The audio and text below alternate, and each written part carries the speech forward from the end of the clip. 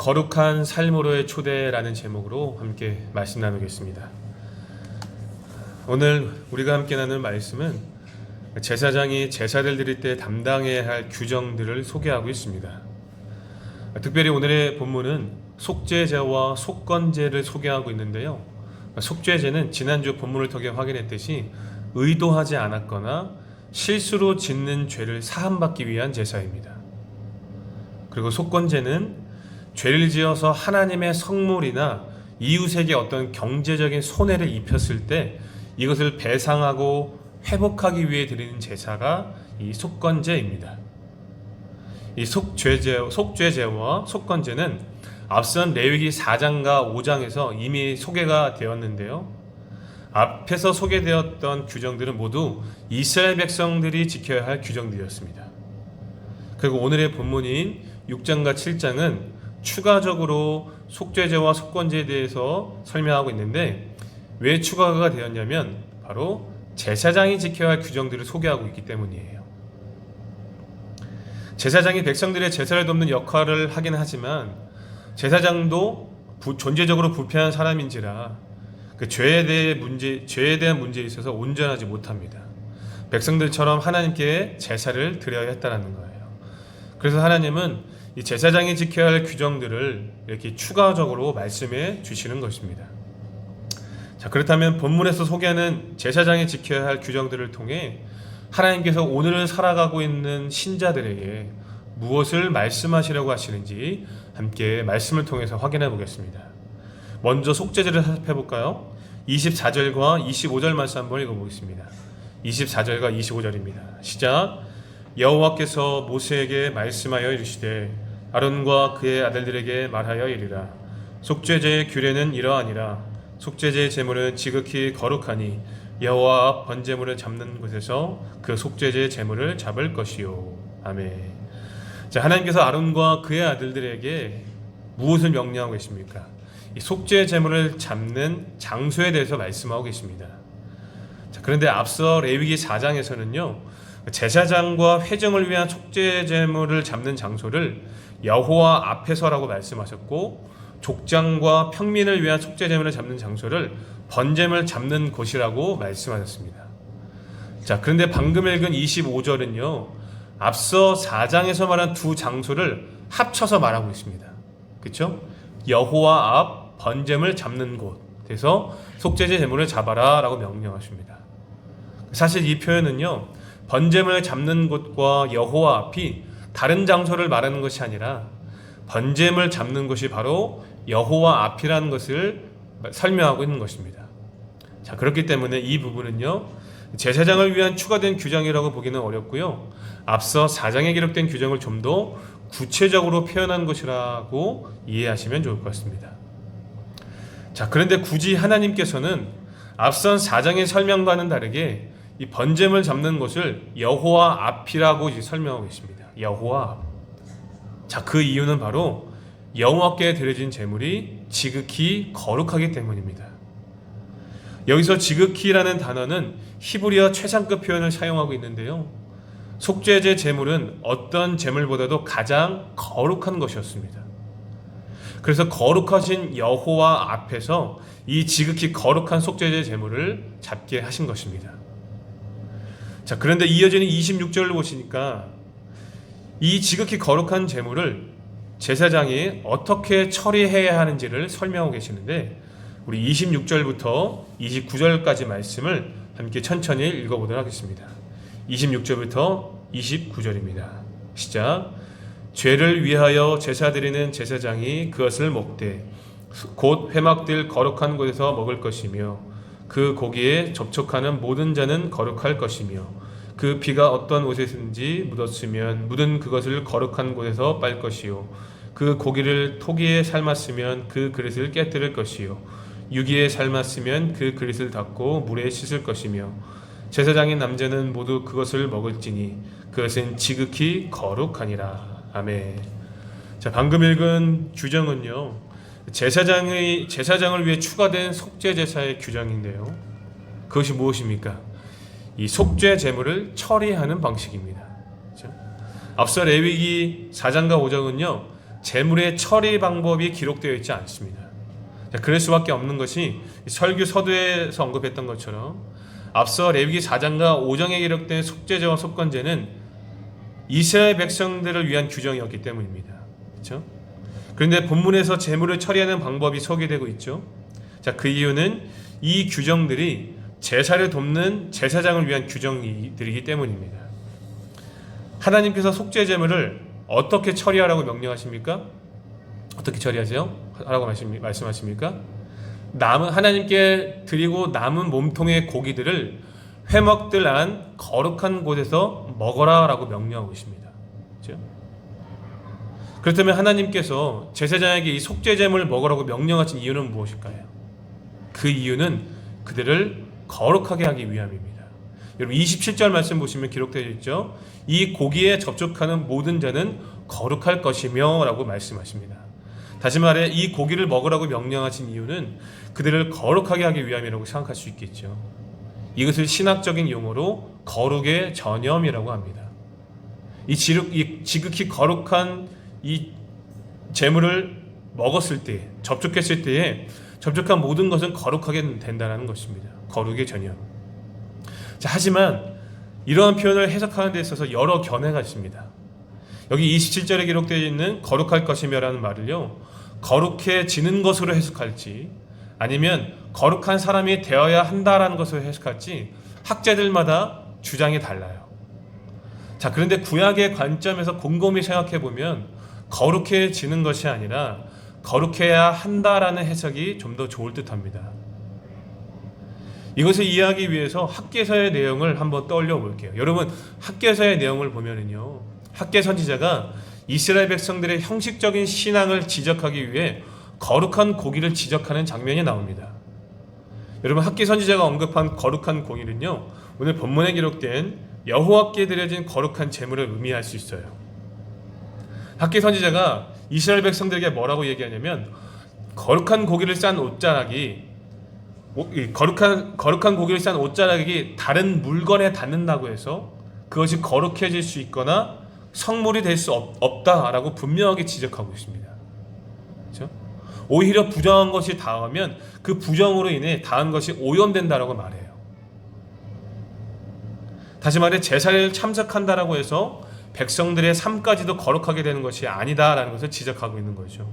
그러니까 제사 자체가 하나님의 임재가 머무는 거룩한 예식이긴 하지만 제사에 참석한다고 해서 백성들 자체가 거룩하게 되는 것은 아니다라고 설명하고 있는 겁니다. 우리가 지난 시간 말씀을 통해 확인했듯이 여러분, 제사는요, 제사함을 통해 깨어진 언약 백성의 관계를 회복하기 위한 예식입니다. 백성들 자체의 부정함과 그들의 삶까지 거룩하게 하는 것은 아니다라는 거예요. 그렇죠? 관계의 회복이지 백성들 자체가 거룩하게 되는 것이 아니다라는 겁니다.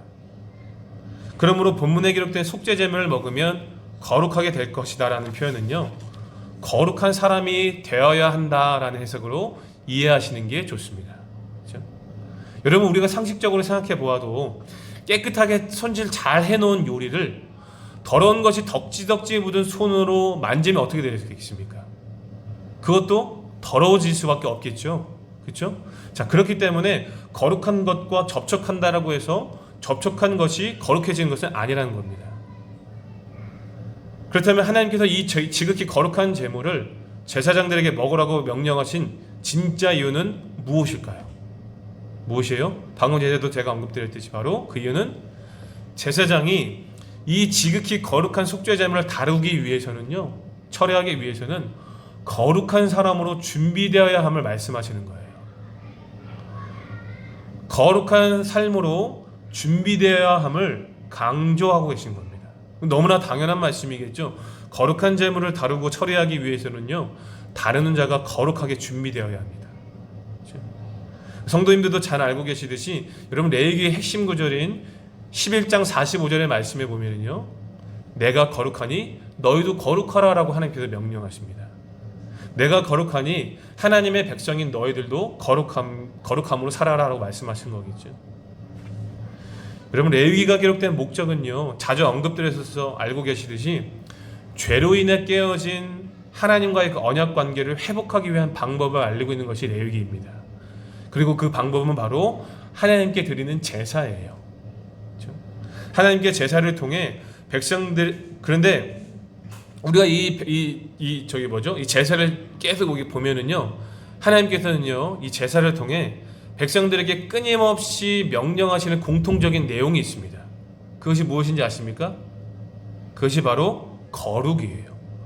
여러분, 거룩이란 말은요 분리되다 라는 의미를 지니고 있기 때문에 거룩은 분리를 통해서 이루어집니다. 그래서 하나님께서 백성들에게 제사를 명령하실 때마다 거룩한 것과 속된 것, 정결한 것과 부정한 것을 구별하게 하셨습니다. 결국 백성들이 하나님의 명령을 따라 온전하게 제사를 드린다는 것은 무엇을 의미하는 겁니까? 이 레위기의 핵심 구절처럼 백성들도 하나님을 닮아 거룩하게 된다는 거예요. 그래서 언약 관계가 회복되는 겁니다. 자, 그렇기 때문에 하나님께 드리는 제사가 깨어진 언약 관계를 회복시키는 이유가 무엇이다라는 거예요. 백성들이 하나님의 명령을 따라 구별된 제사를 드려서 백성들도 거룩하게 되었기 때문입니다. 그래서 언약 관계가 회복되는 거예요. 거룩은 하나님께 속한 고유의 영역이기 때문에 하나님은 거룩한 곳에 임재하십니다. 그래서 거룩하신 하나님과 관계를 회복하기 위해서는 백성들도 하나님을 닮아 거룩하게 준비되어야 합니다. 그래서 레위기의 핵심 구절이 내가 거룩하니 너희도 거룩하라 라는 것입니다. 자, 그렇다면 제사장들은 어떻게 거룩한 사람으로 준비되어야 했을까요? 자, 이것을 이해하기 위해서는요 이스라엘의 5대 제사를 이해하고 있어야 됩니다. 여러분, 이스라엘이 여호와께 드려야 할 제사는요 총 5가지인데 번제, 소제, 화목제, 속죄제, 속건제, 이렇게 5대 제사를 드립니다.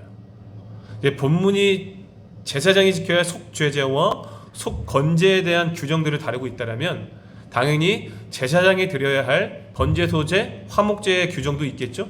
그렇죠? 자, 그래서 레위기 6장 8절 말씀 보시면요, 레위기 6장 8절 말씀 보시면 제사장이 지켜야 할 번제를 소개하고 있습니다. 번제를 간단하게 설명드리면 번제를 가리키는 단어는 올라간다라는 뜻입니다.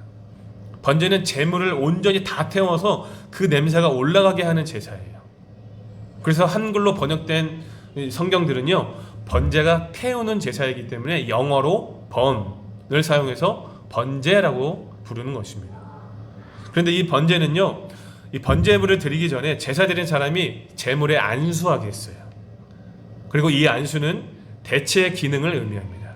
다시 말해 번제는요 나 자신을 하나님께 온전히 드리는 제사가 번제예요. 다시 한번 말씀드립니다. 번제가 뭐라고요? 나 자신을 하나님께 온전히 드리는 제사가 번제입니다. 이 속죄제나 속건제처럼 어떤 특별한 사유가 있어서 드리는 제사가 아니라 제사 드린 사람이 언제라도 하나님께 나와서 자신의 전부를 드릴 수 있도록 드리는 제사가 번제였다는 겁니다. 오늘날로 말하면 삶의 예배라고 할 수 있겠죠? 매일매일 매순간 하나님께 드리는 삶의 예배가 바로 번제였다는 거예요. 자, 그런데 레위기 6장 8절부터 소개하고 있는 규정들을 보니까 하나님은 특별히 제사장들에게 이 번제를 언제 드리라고 말씀하시냐면 아침과 저녁으로 드리라고 명령하십니다. 아침에 이 번제로 시작하고 저녁에는 번제로 마무리하라 라고 말씀하세요. 아침과 저녁으로. 자, 어쩌면 한 번으로 족할 수 있는 이 번제를 매일 아침과 저녁으로 드리라고 하신 이유가 무엇일까요? 특별히 제사장들에게. 그 이유가 뭘까요? 번제는 자기의 전부를 드리는 제사이기 때문에 아침과 저녁으로 제사를 드려서 제사장은 매 순간 하나님의 임재가 머무는 거룩한 삶을 살아야 한다는 것을 알리기 위함입니다. 쉽게 말해 거룩을 유지하기 위함이라는 거예요. 그죠? 거룩을 유지하게 하기 위해서. 왜냐하면 이렇게 거룩함을 유지해야만 무엇을 다룰 수 있기 때문에 속죄 제물, 지극히 거룩한 제물을 다루고 처리할 수 있기 때문입니다. 그렇죠? 물론 레위기 10장을 보시면요, 아론의 자손들이 회막에 들어가기 전에 지켜야 할 어떤 삶의 규정, 실제적인 규정들을 다루고 있긴 하거든요. 레위기 10장을 보면요. 근데 결국 그런 규정들을 포함해서 제사장들은요, 아침 저녁으로 번제를 드려야 하나님 앞에 거룩함을 유지할 수 있어야 했습니다. 그렇죠? 이렇게 거룩함을 유지해야만 이 지극히 거룩한 속죄 제물을 다룰 수 있었다는 것입니다. 자, 결국 제사장이 속죄 제물을 다루기 위해서 어떻게 준비되어야 합니까?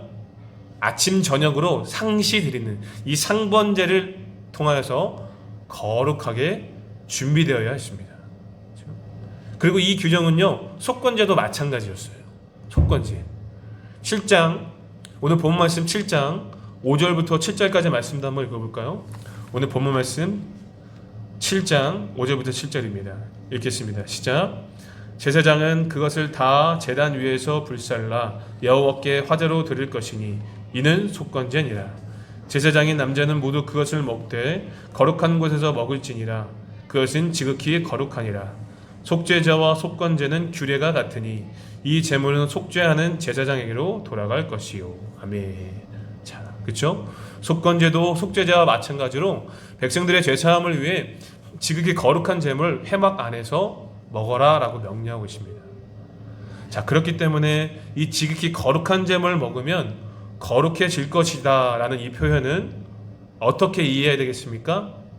먼저는 제사장이 거룩한 사람으로 준비되어야 하고, 다음으로는 이 지극히 거룩한 제물을 먹음으로써 이 거룩한 상태를 유지할 수 있다라는 의미로 이해하시는 것이 좋습니다. 자, 이해가 되시면 아멘 하시기 바랍니다. 이해가 되시죠? 자, 그렇다면 오늘 본문을 통해 우리가 깨닫게 된 사실은 무엇일까요? 자, 오늘 우리가 본문을 통해서 분명히 깨닫게 된 은혜가 있습니다. 그것은 바로 하나님은 예수님을 통해 새 언약 백성이 된 오늘 우리에게도 이렇게 거룩한 삶을 요구하신다는 것입니다. 다시 한번 말씀드립니다. 오늘 우리는 본문을 통하여서 하나님께서는 오늘 우리에게도 이렇게 거룩한 삶을 요구하신다는 사실을 깨달을 수 있기를 바랍니다. 여러분, 베드로전서 2장 9절의 말씀을 보시면 예수님을 통해 새 언약 백성이 된 신자들을 뭐라고 말씀하고 계십니까? 하나님께서 택하신 족속이요 왕같은 제사장들이요 거룩한 나라요 그의 소유가 된 백성이다라고 분명하게 증거하고 있습니다. 여러분, 분명 본문은요 백성들이 아니라 제사장을 위한 규정들을 소개하고 있습니다. 그래서 일반적으로 성도들은요 본문을 목회자들에게만 적용해야 한다는 오해를 하겠죠. 하지만 제가 방금 전에 읽어드렸던 베드로전서 2장 9절을 설명하고 있듯이 예수님을 통해 새 언약 백성이 된 신자들은요 왕같은 제사장이 되었습니다. 하나님의 소유가 된 백성이 되었습니다. 하나님의 소유가 된 동시에 왕같은 제사장으로 부름을 받았다는 겁니다. 그러므로 본문을 통해 깨달은 바대로 우리도 하나님께서 제사장들에게 요구하시는 것처럼 거룩한 삶으로의 도전이 시작되어야 된다는 것입니다. 예수 그리스도로 말미암아 왕같은 제사장이 된 우리 신자들의 삶은 거룩과는 뗄래야 뗄 수 없는 존재라는 것을 본문을 통해 깨달아야 됩니다. 아침과 저녁으로 번제를 드리면서까지 거룩한 삶을 유지하는 제사장들에게 이 속건제와 속죄제의 규정까지도 명령하신 이유가 무엇이겠습니까? 하나님은 실수로 짓는 죄, 아주 사소한 죄까지라도 멀리하시는 동시에 우리에게 거룩한 삶을 기대하시기 때문이에요. 우리가 실수로 짓는 죄, 의도하지 않았지만, 그죠? 실수로 짓는 그 작은 죄까지라도 하나님은 그것을 멀리하시고 우리에게 거룩한 삶을 요구하시기 때문인 거죠. 우리도 하나님을 닮아 하나님처럼 거룩하기를 원하시기 때문입니다. 자, 그렇다면 하나님께서 우리에게 거룩함을 요구하신 이유가 무엇이겠습니까? 뭐 여러 가지 이유가 있겠지만 오늘 레위기의 말씀을 통하여서 하나님께서 우리에게 거룩을 요구하신 이유를 확인할 수 있겠죠. 그것이 무엇입니까? 그래야 거룩하신 하나님께서 우리에게 충만하게 임재하실 수 있기 때문입니다. 믿으시면 아멘 하시기 바랍니다. 다시 한번 말씀드리지만 거룩은요 오직 하나님께만 있는 고유의 영역이기 때문에 하나님은 거룩한 곳에 구별된 곳에 임재하십니다. 그렇죠? 특별히 예수님과 연합된 우리 성전된 신자에게 임재하기를 원하세요. 그래서 우리 안에서 참된 교제가 일어나기를 원하신다는 겁니다. 본질적으로 인간은 부패하고 죄로 인해 오염된 존재이지만 오늘 우리가 누구를 통해 하나님을 모시는 거룩한 성전이 되었습니까? 예수 그리스도를 말미암아 하나님을 모시는 거룩한 성전이 되었습니다. 믿으시면 아멘 하시기 바랍니다. 우리 지난 시간에 우리 말씀 통해서 배웠잖아요. 그렇죠? 아까 설교 중간에 구약의 관점에서의 거룩은 뭐라고 얘기했죠? 전염의 개념이라기보다는 거룩한 상태의 개념으로 이해했습니다. 그렇죠? 거룩하게 준비되어야 거룩한 제물을 다룰 수 있다는 겁니다. 그렇죠? 거룩하게 준비되어야 거룩한 사람이 된다는 거예요. 그것이 구약의 관점이었습니다. 하지만 신약의 관점에서 본 거룩은요, 구약과는 달라요. 거룩의 전념이 가능하다는 것을 설명하고 있습니다. 여러분 복음서를 잘 살펴보면요, 예수님께서 문둥병자를 만지시사 그가 고침을 받았고요, 혈루증 앓던 여인도요 예수님을 만나 회복되었습니다.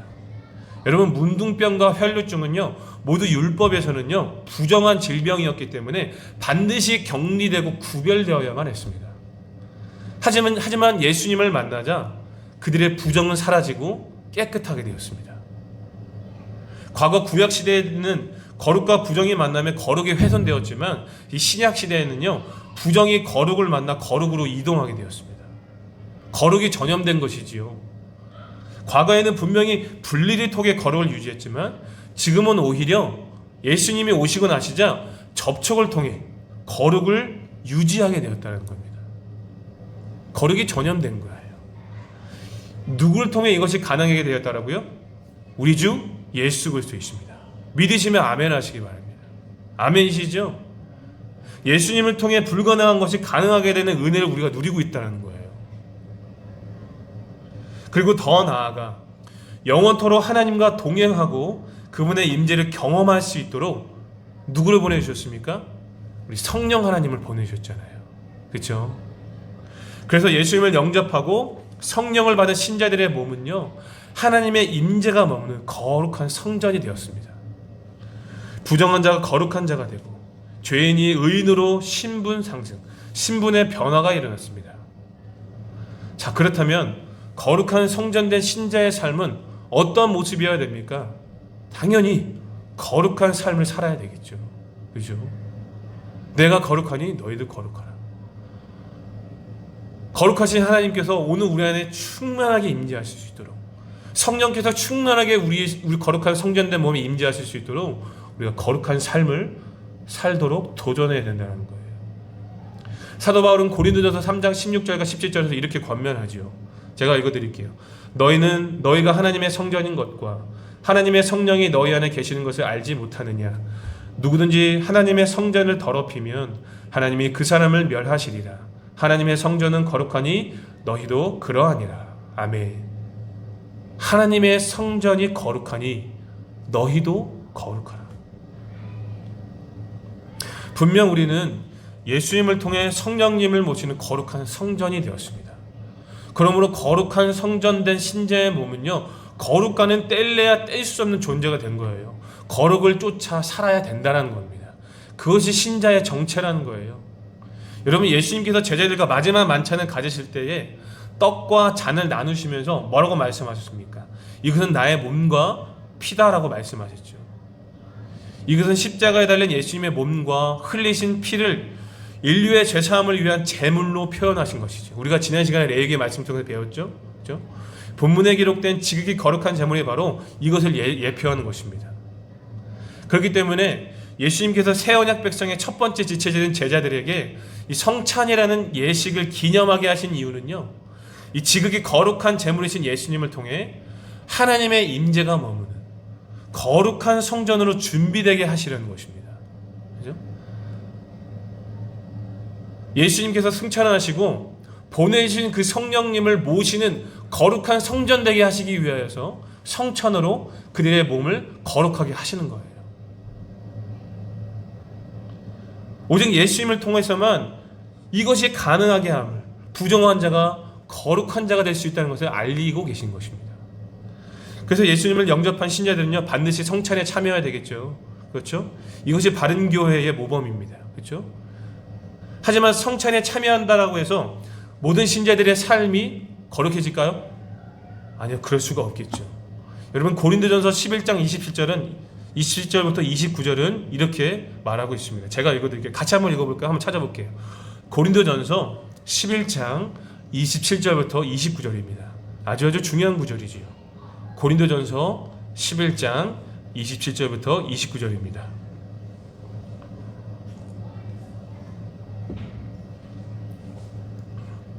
고린도전서 11장 27절부터 29절까지 함께 읽겠습니다. 시작. 그러므로 누구든지 주의 떡이나 잔을 합당하지 않게 먹고 마시는 자는 주의 몸과 피에 대하여 죄를 짓는 것이니라. 사람이 자기를 살피고 그 후에야 이 떡을 먹고 이 잔을 마실지니 주의 몸을 분별하지 못하고 먹고 마시는 자는 자기의 죄를 먹고 마시는 것이니라. 아멘. 사도 바울은 누구든지 이 떡과 잔을 받기 전에 뭐라고 명령하고 있습니까? 뭐라고 권면합니까? 자기의 몸을 먼저 분별한 상태에서 받으라고 권면합니다. 그죠? 오늘 본문에서도 제사장이 아침과 저녁으로, 그죠? 번제를 통하여서 거룩한 상태를 유지해야만, 거룩한 삶을 살아야만 지극히 거룩한 제물을 다루고 처리할 수 있었던 것처럼, 방금 전에 읽었던 고린도전서 11장 27절과 29절에서도 사도 바울은 성찬에 참여하는 신자들에게 자기의 몸을 먼저 분별하라고 말하고 있습니다. 그죠? 그러므로 예수님을 영접한 신자들의 삶은요, 예수님을 통해 이미 거룩을 이루었지만 아직은 존재적으로 부패한지라 거룩함으로 준비된 삶을 살아가야 합니다. 하나님의 거룩을 담기 위해 구별된 삶을 도전할 수 있어야 된다는 거예요.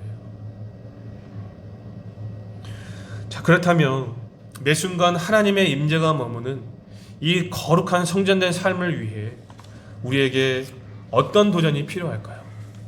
어떤 도전? 여러분, 어렵지 않습니다. 신자라면 지극히 평범하고 우리 일상 가운데서도 충분히 누릴 수 있는 것입니다. 사도 바울은요, 디모데전서 4장 5절에서 이렇게 권면합니다. 하나님의 말씀과 기도로 거룩하여짐이라. 할렐루야. 아멘. 말씀과 기도가 우리를 거룩하게 한대요. 성도 여러분, 말씀과 기도의 삶은요, 신자에게 있어서 너무나 당연하고 지극히 평범해 보이는 신앙 훈련으로 생각할 수 있겠죠. 하지만 너무나 당연하고 지극히 평범한 이 훈련이 우리를 거룩하게 만듭니다. 이 평범한 훈련이 오히려 우리를 비범한 삶으로 이끈다는 거예요. 대부분의 신앙인들이 어떤 특별한 집회에 참석하거나 특별한 프로그램을 해야만 신앙 성장을 경험할 수 있다고 생각하는 것 같습니다. 그래서 실제로 과거 대부분의 교회들이 집회와 프로그램으로 놀라운 부흥을 이루어냈지요. 하지만 현재에 이르러 그것을 부흥이라 말하기가 어렵게 되었습니다. 그것은 부흥이 아니다라고 이야기하고 있어요. 하나님께서 행하시는 사역의 진정한 핵심은요, 비범한 일이 아니라 평범한 일, 곧 일상에서 시작됩니다. 어쩌면 제사장들에게 있어서 아침과 저녁이 되는 그 번제가 그들에게는 일상일 수 있었겠죠. 그렇죠? 매일 아침 저녁으로 번제를 드리니까 그들에게는 일상인 거죠. 오늘날 매 순간 삶을 드리는 신자들의 예배가 일상인 것처럼 똑같은 겁니다. 말씀과 기도, 그렇죠? 말씀에 순종하고 하나님을 의지하고 기도하는 모습을 매일의 삶의 예배 가운데 살아갈 때에 우리가 거룩하게 될 수 있는 거예요. 어떤 특별한 집회, 특별한 프로그램이 아니라 매 순간 우리의 일상을 움직이는 말씀과 기도가 신자들의 삶을 거룩하게 한다는 사실을 깨달을 수 있길 바랍니다. 사랑하는 성도 여러분, 말씀 묵상 꼭 하실 수 있길 바라요. 성경 통도 꼭 하실 수 있길 바랍니다. 기도 생활 꼭 시작하실 수 있길 바라요. 여러분, 이것이 선행되지 않으면 절대로 우리의 예배는 삶으로 이어질 수가 없습니다. 이것이 선행되어질 때에 말씀을 통한 순종, 말씀이 가르치는 하나님 사랑, 이웃 사랑이 삶에서 실천될 수 있는 가능성이 열리는 거예요. 그래서 성령의 인도를 따라 말씀에 순종할 때에 우리의 삶은 하나님께서 받으시는 영적 예배가 되고 우리의 몸은 거룩한 성전으로 준비될 수가 있는 것입니다. 하나님은 일상에서 말씀에 순종하고 하나님을 전적으로 의지하며 기도하는 신자들의 삶을 통해 당신의 거룩을 확장시켜 주십니다. 예수님과 연합된 신자들에게 당신의 거룩을 확장시켜 주셨던 것처럼 신자들이 일상에서 드리는 삶의 예배를 통해 세상과 이웃에게 당신의 거룩을 확장시키는 거예요. 이해가 되십니까? 오늘날 우리는 부정한 자들이었지만 예수님과 연합하여, 그렇죠? 예수님을 통한 거룩이 전염되었습니다. 거룩이 확장된 것이죠. 그렇죠? 그렇기 때문에 오늘 우리의 삶도 작은 예수가 되어서 누군가에게 거룩을 전염시킬 수 있는 삶이 되었다라는 거예요. 오늘날 일상에서 말씀과 기도의 삶, 그 신자의 삶이 세상과 이웃에게 거룩을 전염시킬 수 있는 복음의 삶으로 하나님께서 우리를 그렇게 부르고 계신다는 겁니다. 우리가 그 일을 위해 부름을 받았어요. 그리고 거룩은 오직 말씀과 기도라는 사실을 믿으시기 바랍니다. 그러므로 사랑하는 성도 여러분, 말씀 생활, 이 기도 생활이라는 이런 평범한 훈련을 통해 과연 우리의 삶에 극적인 변화가 일어날까? 과연 우리의 삶이 하나님께서 기뻐하시는 거룩한 성전으로 세워질까? 여러분 의심하지 마십시오. 여러분들의 자녀들에게, 그리고 여러분들이 지금 시작하시기 바라요. 우리가 평범하다고 생각하는 말씀과 기도 생활만이 우리를 거룩한 성전된 삶으로 세워갈 수 있습니다. 여러분, 개혁주의의 핵심이 뭐예요? 말씀으로 돌아가는 것 아니겠습니까? 여러분, 다른 것 없습니다. 오직 말씀과 기도, 이것이면 됩니다. 이제 말씀을 마치겠습니다. 오늘 우리는 제사장이 지켜야 할 규정들을 통해 오늘날 예수님으로 인해 왕같은 제사장된 신자들에게도 하나님은 거룩을 요구하신다는 것을 깨닫게 되었습니다. 그리고 더 나아가 하나님은 예수님과 연합된 신자들의 일상을 통해 세상과 이웃에게 당신의 거룩을 확장하시기를 원하십니다. 그러므로 사랑하는 성도 여러분, 예수님의 보혈을 끝까지 의지하시되 말씀 생활, 기도 생활에도 힘쓸 수 있기를 바랍니다. 우리는 예수님으로 인해 하나님을 모시는 거룩한 성전이 되었지만 또한 그것을 유지할 수 있는 도전도 필요해요. 성화의 삶이 필요하다는 것입니다. 거룩한 삶으로의 도전을 날마다 시작해야 합니다. 그리고 그 거룩은 오직 말씀과 기도만이 가능하게 한다는 사실을 깨달을 수 있기를 바랍니다. 그러므로 성도 여러분, 오직 말씀과 기도로 거룩한 일상을 살아낼 수 있기를 바랍니다. 말씀과 기도 생활이 어쩌면 평범하다라고 느낄 수 있겠지만 부디 그 평범한 가운데 참된 가치를 발견할 수 있기를 바랍니다. 그래서 우리의 일상과 삶이 하나님께서 기뻐하시는 거룩한 영적 예배가 되어 세상과 이웃에게 하나님의 거룩을 확장시키고 이 속죄제와 속건제의 기능인 관계 회복이 하나님과 이웃 사이에서 풍성하게 일어날 수 있기를 바라요. 이 시간 부디 본문을 통해 주시는 깨달음을 붙잡고 기도하실 때에 하나님의 거룩한 삶으로의 초대에 믿음으로 반응할 수 있기를 예수님의 이름으로 축복합니다. 아멘.